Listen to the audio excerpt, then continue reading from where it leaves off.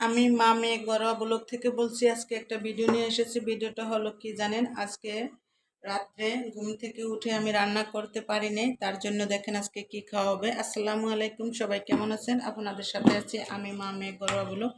দূরে এবং কাছে আমার প্রাণ প্রিয় ভাই ও বোনের, আপুরা, বন্ধুরা যে যেখানে আছেন, আশা করি সবাই ভালো আছেন, সুস্থ আছেন এবং নিরাপদে আছেন। আপনাদের ছোট বড় সবার দোয়া এবং ভালোবাসা আলহামদুলিল্লাহ আমি আমার ফ্যামিলি সবাইকে নিয়ে ভালো আছি।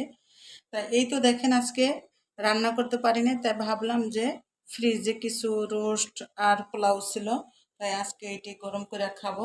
তা করার কিছু নেই, গ্যাসের এত সমস্যা হলে কিভাবে চলবো আল্লাহই জানে। আজকে যদি এতটুকু রান্না আমার না থাকতো তাহলে মনে হইতেছে না খেয়ে থাকা লাগতো। আর এই তো দেখেন এখন আমি গরম করে নেব। একটু কড়াইতে গরম করে নিতে হবে, কারণ হচ্ছে গরম না করলে তো খেতে মজা লাগবে না। তাই আর কারেন্টও আজকে রান্না করলাম না, তা ভাবলাম যে যাই হোক এইভাবেই গরম করে খাবো আজকে খানাটা দুপুরে। আজকে দুপুরে এই দিয়ে চলবো। আর রাত্রে কী খাই জানি না, রাত্রে কি কারেন্টে রান্না করি না গ্যাস আসলে রান্না করি জানি না। আর গ্যাস তো আসে সেই রাতের, কি বলবো আর, এটা আর বলার কিছু নেই, নতুন কোনো কথা না, এটা পুরানো কথা। যাই হোক পুরানো কথা। কে কে এরকম গ্যাসের সমস্যা আছেন আমাকে কমেন্ট করে জানাবেন। এরকম সমস্যা কে কে আছেন গ্যাসের। আর এখন যে কারেন্ট বিল, কারেন্টের মিটারে টাকা বললে টাকা থাকে না, টাকা চলে যায়, আর ইউনিট বেশি করে কাটে, সেই আর কি। আজকে যদি মনে হইতেছে যতই কষ্ট হতে যদি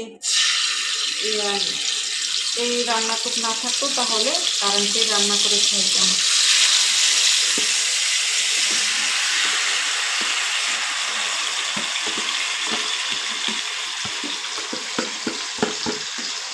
গত 3-4 দিন আগে পোলাও রান্না করেছিলাম, গত 3-4 দিন আগে পোলাও আর রোস্ট রান্না করেছিলাম, তাই ওই পোলাওটা কিছু বেঁচে ছিল আর রোস্ট বেঁচে ছিল। তারপরে ভাবলাম যে এগুলো ফ্রিজে রেখে দিলাম, তাই রেখে এখন যে এই তো পোলাওটা রোস্টটা এখন একটু গরম করে নিচ্ছি।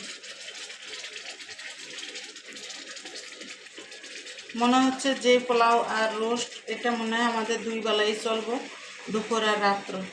কারণ হচ্ছে তা নাহলে কীভাবে খাওয়া যাবে বলেন। আর সেই রাত্রে গ্যাস আসলে তারপরে রান্না করবো। পোলাওটা একদম ঝরঝরা আছে, ঝরঝরা পোলাওটা। আমি ক্যামেরা উল্টা বেলে একটু ঢেলে নিলাম। আর এমনিতে আমি পোলাও রান্না করলে একদম ঝরঝরা ঝরঝরা থাকে। এখন রোস্টটার সাথে একসাথে মিক্সড করে নিলাম।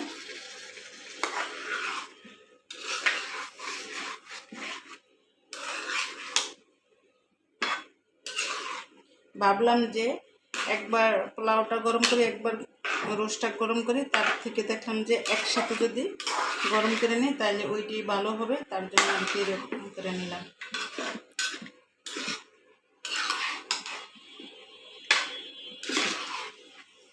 এই গ্যাসের সমস্যা আর কতদিন আমরা বুক করব জানি না। গ্যাসের বিলও দেয় আর কিন্তু গ্যাসের সমস্যা বুক করতেছি।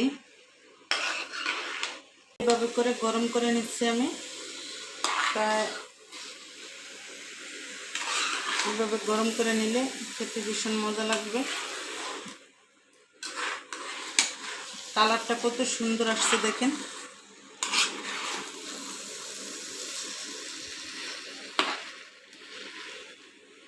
গোশটা একটু ভেঙে ভেঙে দেই, এত বড় বড় গোশ আর ভেঙে দিলে ভীষণ মজা লাগবে। ছোট করলে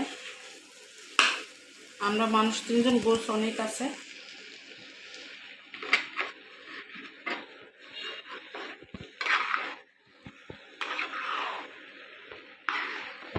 এগুলা সব আমরা একবেলা খেতে পারবো না, সেই 2 বেলায় খেতে হবে। কারণ হচ্ছে 2 বেলা খাওয়াটাই দরকার, কারণ হচ্ছে বিকালে তো আর রান্না করতে পারবো না, বিকালে তো আর গ্যাস থাকে না যে রান্না করবো, তো সেজন্য 2 বেলাই খেতে হবে।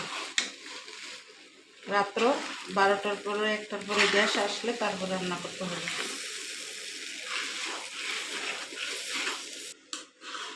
তাই পোলাওটা, রোস্ট পোলাও গরম করে আবার আসতেছি আপনাদের মাঝে, পরে আবার ফিরে আসব। তারপরে আবার দেখবেন।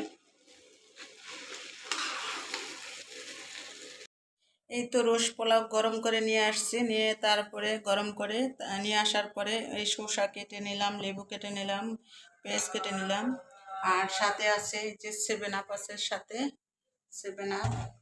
এখন আমি প্লেটে নিতেছি।